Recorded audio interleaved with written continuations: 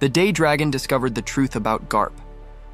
In the last chapters of One Piece, we saw that Garp, the legendary marine hero, was captured during the confrontation at Hachinosu, the pirate island commanded by Marshal D. Teach, Blackbeard. This seemingly isolated event could be the trigger for something much bigger.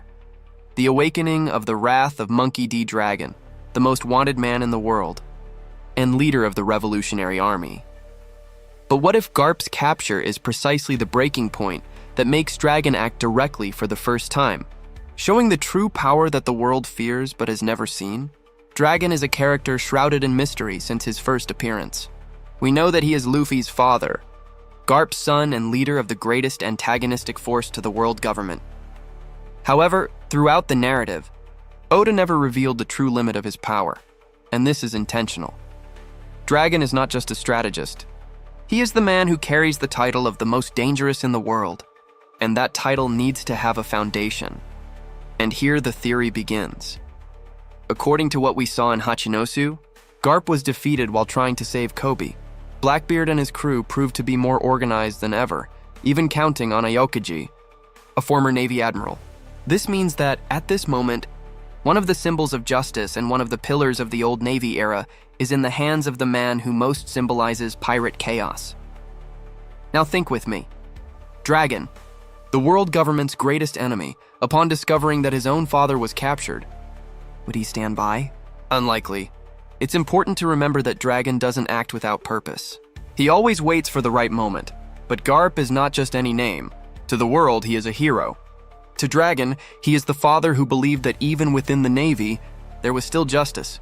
And if the world government decided to ignore Garp's capture, that would be, for Dragon, the final proof that the system your father defended all his life is beyond repair. In other words, Garp's capture could be the perfect emotional and strategic point for Dragon to act, both for personal and political reasons. Because by freeing Garp, Dragon wouldn't just be saving his father. He'd be sending a message to the entire world. Neither the Navy, nor the Yonkou, nor the world government are above the revolution.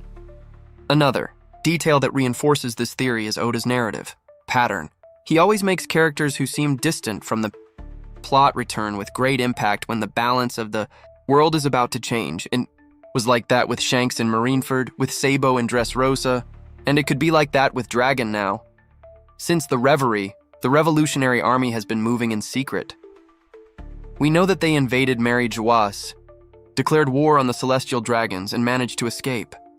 But so far, Dragon himself has never made it onto the field, which suggests Oda is saving this moment for something monumental. And what event could be more personal and explosive than the kidnapping of his own father by Blackbeard?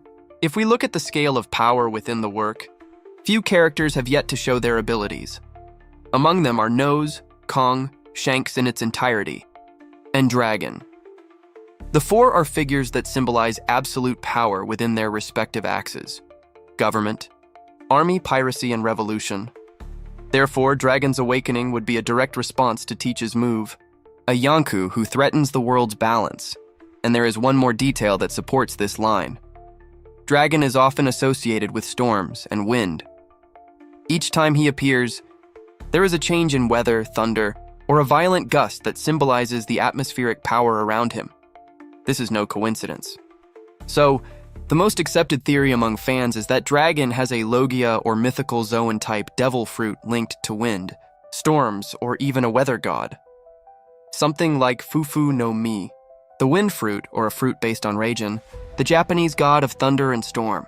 If this is true, then Dragon wouldn't just be a genius strategist, he would be a conscious natural disaster, capable of manipulating the weather itself and wiping out entire islands, which would explain why the world government considers him the greatest living threat.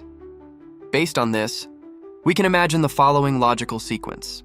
Dragon receives information about Garp's capture, tries to confirm with his sources within the Navy, and discovers that the world government decided not to interfere. This awakens in him a personal anger, not just against Teach, but against the entire system. Dragon gathers the Revolutionary Army commanders, Sabo, Ivankov, Karasu, and Morley, and declares that they will act. The destination? Hachinosu, the nest of the worst pirates alive. And if that happens, We're not just talking about a bailout. We are talking about one of the greatest ideological and political clashes in the history of One Piece. The revolution against chaos. That would be the beginning of the storm. The moment the most dangerous man in the world decides to stop just observing and start acting. And if there's one thing Oda has been building towards little by little, it's exactly this turning point. The moment when Dragon, Luffy's father and Garp's son, enters the fray. The world as we know it will simply not be the same after this. The storm over Hachinosu. If Dragon does indeed decide to act, the attack on Hachinosu Island would not be just a rescue mission, it would be an act of world war. Up until this point in the story, the Revolutionary Army has been operating in the shadows, sabotaging Navy supply routes, liberating kingdoms under the rule of the Celestial Dragons, and infiltrating agents within the government. But never at any point have we seen Dragon declare direct war on a Yonko, and that's exactly what would make this action different from anything we've seen before. The revolution turning, for the first time, against the chaos of piracy, and not just against the world government. The meaning of invading Hachinosu. Hachinosu, Pirate Island, is the heart of Blackbeard's crew. Hundreds of criminals, former bounty hunters, marine deserters, and stolen devil fruit users live there. It's practically hell in the form of a territory. Invading this place would be the equivalent of invading Impel Down, but without the rules, without the laws, and without the limits. Dragon is not naive. He knows there is no easy victory against someone like Teach. But the revolutionary leader also understands something that Blackbeard has not yet realized. Everything that exists in the world revolves around symbols, and Garp, the marine hero, is the greatest symbol of all. To free Garp would be to destroy. In one fell swoop, Navy morale and Teach's prestige. While the whole world watches, it's a perfect political move, and one only Dragon would have the courage to pull off. The revolutionaries movement. If this theory is confirmed, Dragon would not act alone. Sabo, Morley, Karasu, and Lindbergh would be the main executors of this operation, and strategically, this makes sense. New Dragon's right-hand man has a direct connection to Garp and Luffy. His presence would make the rescue both emotional and symbolic. Morley, with his Oshi no Mi, could literally open the ground of Hachinosu, creating underground tunnels for infiltration. Black Water would control shadows and crows to carry out surprise attacks. Lindbergh, the scientist, would use technology to neutralize communications. The attack would be swift, precise, and silent, but it would inevitably culminate in a direct confrontation. And this is where one of the most interesting points of this theory comes in: Aokiji. Kiji, the ice obstacle. Ever since Aokiji allied himself with Teach's crew, the fandom has been debating whether he is truly loyal to Blackbeard or acting on his own. If he still holds ideals of justice, it's possible he's only within the Blackbeard pirates as an infiltrator, perhaps even under instruction from Dragon himself. But there is another, bolder scenario, that Dragon doesn't know this, and that Aokiji would become the Revolutionary Army's first major obstacle. Think of the impact this would have narratively. Dragon, the man who challenges the world government, faces a former Navy admiral in the middle of pirate territory, a struggle that would transcend ideologies, ice versus wind, order versus revolution. This battle would be the spiritual equivalent of that of Akainu versus Aokiji in Punk Hazard, but on an even larger scale. Dragon, representing the chaos of freedom; Aokiji, representing the cold neutrality of indecision.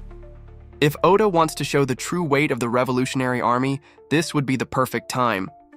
A Akuma no Mi de Dragon. And this is where the theory gains strength. The way the weather changes around Dragon is not a simple aesthetic detail. In all of the characters' appearances, the weather responds to his presence. During Luffy's rescue from Logtown, a sudden storm appears out of nowhere, which many believe to be the partial awakening of Dragon's power. Most likely, he has a wind Logia-type devil fruit, something like Kaze.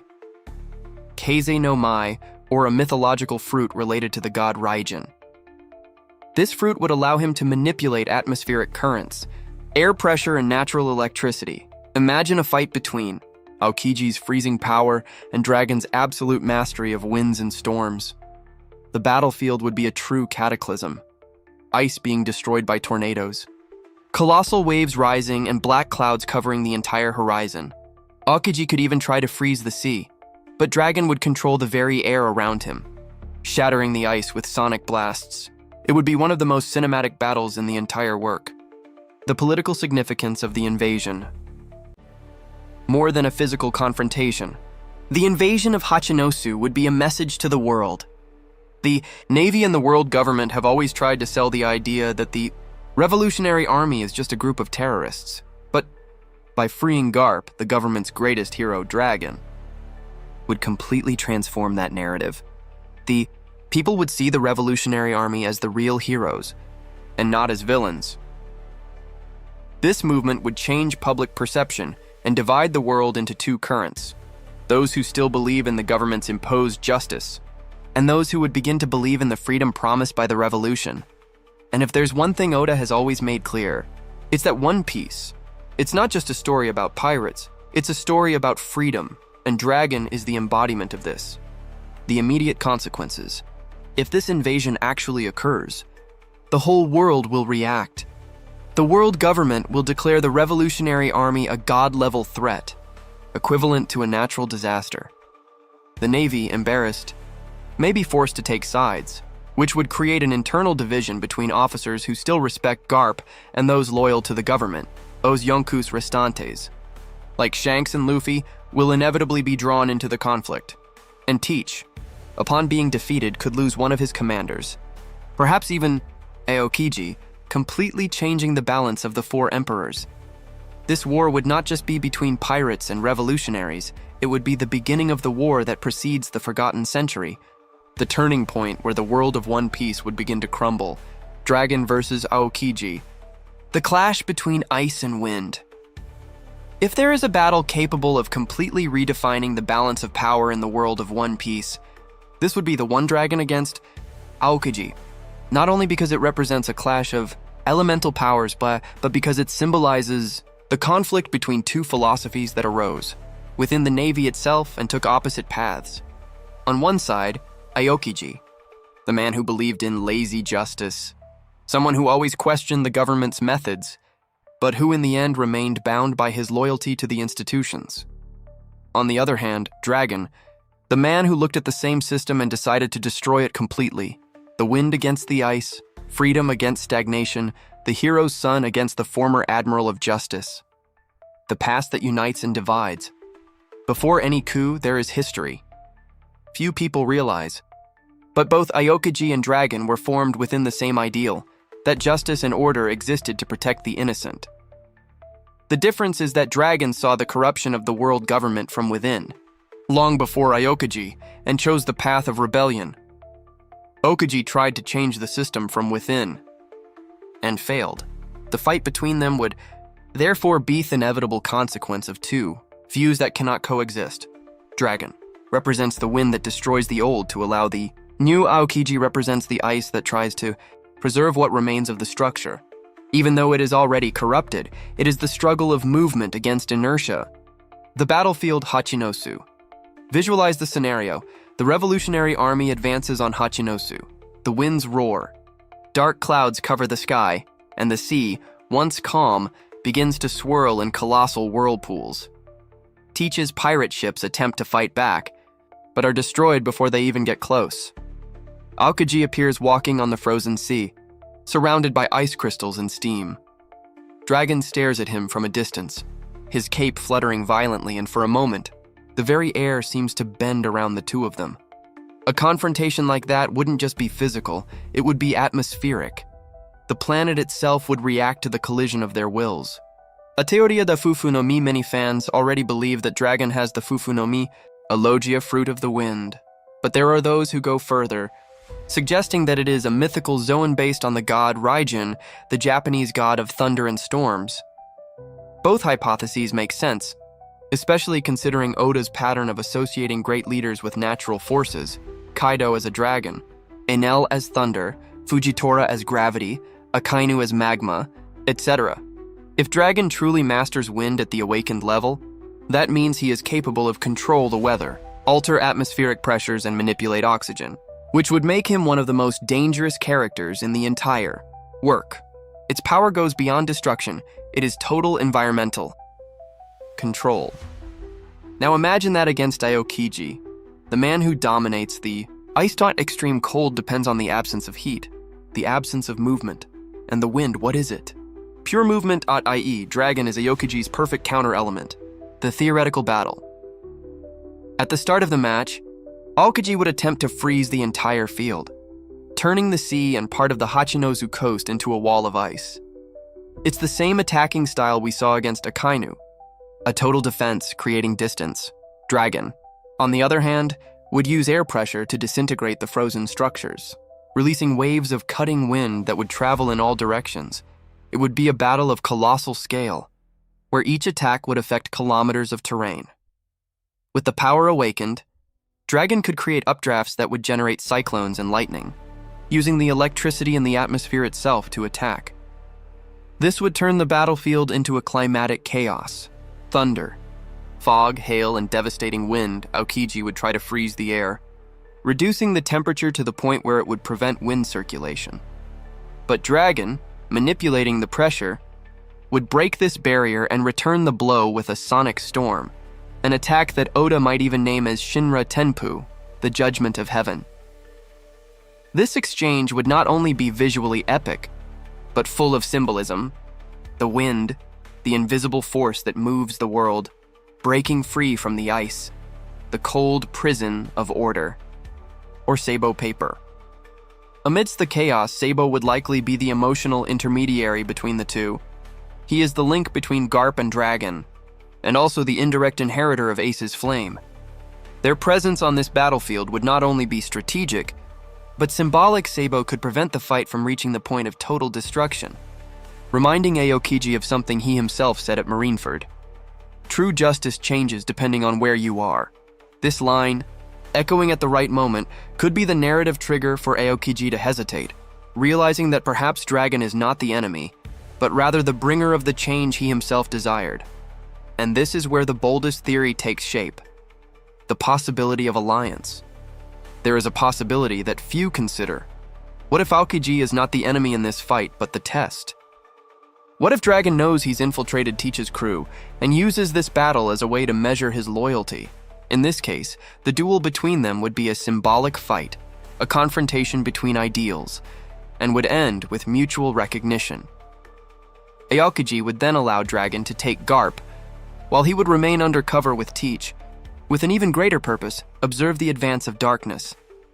This possibility makes perfect sense within Oda's construction, which rarely turns former admirals into direct villains. Aokiji has always been morally ambiguous, and a move like this would reposition him as a key piece on the story's final board. The conclusion of the battle. Regardless of whether Aokiji becomes an ally or an adversary, the outcome would be the same.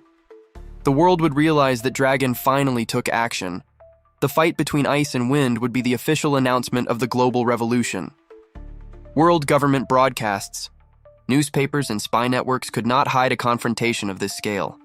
Within hours, newspaper headlines would echo around the world.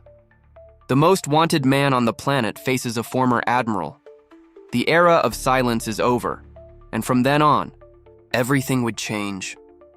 The world government, for the first time, would feel the true weight of revolution, and the name Monkey D. Dragon would no longer be just a ghost. It would become the symbol of the storm, Garp's rescue, and the beginning of the new era. There's one thing Eiichiro Oda does masterfully. It's transforming a simple event into a global milestone.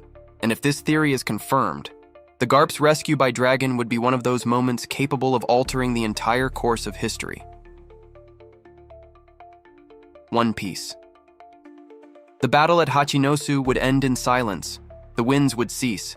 The melting ice would evaporate, and the sound of thunder would slowly fade away, leaving behind only debris, smoke, and the image of two men representing different eras. Aokiji, exhausted, would understand that Dragon is not there for power or revenge.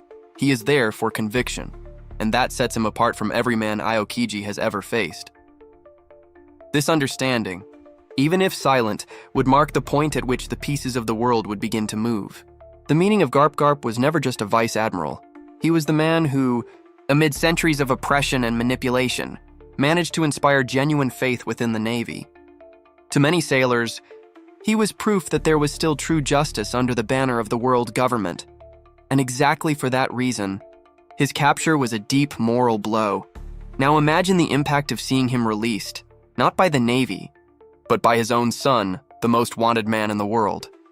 The public narrative would change completely. The government's hero being saved by the leader of the revolution would be the greatest symbolic blow ever dealt to the celestial dragons. The world would stop seeing Dragon as a terrorist and would start seeing him as the new hero, the man who did what the government did not have the courage to do. A retirada de Hachinosu after the defeat of the pirate fleet and the partial collapse of the island, the revolutionaries would retreat. Morley would open gigantic underground tunnels, allowing the evacuation of Garp, Sabo, and part of the Allied forces. Karasu would cover the sky with black crows, creating a veil of shadows to mislead surveillance aircraft. Dragon, however, would be the last to leave. Before leaving, he would raise his arm to the sky, and according to the most popular theories, would release a gust of wind so intense that it would create a colossal tornado, completely sweeping across Teach Harbor. That would be the final blow, not just a show of force, but a message etched into the world's landscape. The wind of revolution can no longer be contained. Oda could use this moment in a cinematic way, showing Hachinosu being swallowed by a cyclone, while Dragon's voice echoes, "The world will be remade, whether you like it or not." The global impact a few hours later, newspapers around the world would carry headlines that would shake every corner of the planet. Dragon invades Hachinosu and defeats Blackbeard's fleet. Garp rescued. The kingdoms allied with the world government would react with panic. The Navy would be divided. One part would see Dragon as an even more dangerous criminal. The other as the true defender of justice that the government betrayed. Akainu, enraged, would likely summon another buster call, not against a kingdom, but against the revolutionary army itself. Meanwhile, the five elders, fearing the political effect of this act, would try to silence the news, but it would already be too late. The truth would have spread faster than the wind. The reunion of father and son back at the revolutionary base. Garp would awaken injured but alive. The old hero, his face covered in scars, would look at Dragon and laugh. Even without seeing this scene officially, it would become one of the most powerful in history. Garp, the man who believed that justice could exist within the system, would now be faced with the son who proved otherwise. And for the first time, perhaps he understood, Dragon is not a criminal. He is the consequence of the corruption he himself ignored. The old man would smile, saying something simple, yet symbolic. "You've always been stubborn, but this time I'm proud." This exchange, however brief, would be the perfect emotional conclusion to Garp's arc, and the beginning of Dragon's true revolution. The political repercussions with Garp safe, the revolutionary army would gain international legitimacy. The neutral kingdoms, especially those that had suffered under the rule of the celestial dragons, would begin to secretly align themselves with Dragon's cause. Mary Joise, in turn, would collapse internally. The Gorosei would realize that the old structure of fear and censorship no longer worked. Garp's release would be seen as the first step in destroying the myth of the world government. And this is where the most important point of this theory comes in. Dragon's action in Hachinosu, it wouldn't just be a rescue, it would be the trigger for the final war. The beginning of the new era. The world of One Piece has always been divided into three forces: the world government, the pirates, and the revolution. But so far, these forces have remained in balance, watching, calculating, waiting for the right moment. Rescuing Garp would break this balance completely. The world government would become unstable and vulnerable. Oas Yonkus. Especially Teach and Shanks would realize that the final stage is forming. The allied kingdoms would begin to question their loyalty. Luffy, upon learning what had happened, would finally see his father's name splashed across headlines, not as a villain, but as the man who ignited the wind of freedom. Oda has been preparing for this moment for years. From the beginning, when Dragon looked up at the sky in Logetown and said, "The world is waiting for your answer, Luffy." Perhaps that was not just an encouragement to his son, but a premonition, a warning that the real confrontation would not be between pirates and the Navy, but between the gods and the wind. The final symbolism in the universe of One Piece, the wind has always been a symbol of freedom. He appears when Luffy sets out on a new journey, when Roger smiles before his execution, and when a crew's flag begins to flutter. The wind is always present when a new era begins. And Dragon, the man whose very name means the one who brings the storm, would be responsible for releasing this wind on a global scale. Oda always said that the story of One Piece is, at its core, the story of how the world will become free. And in this theory, the moment when Dragon saves Garp would be the definitive sign that the era of world government is coming to an end. Conclusion, if this theoretical line is correct, Garp's rescue wouldn't be an isolated arc. It would be the beginning of the last great act of One Piece, proof that the world is about to collapse not at the hands of a pirate, but by the hands of the man who controls the wind itself, a man called Monkey D. Dragon, the true herald of freedom, the beginning of the final storm. And that was today's theory. What do you think? Will Dragon really free Garp and change the world? One Piece forever?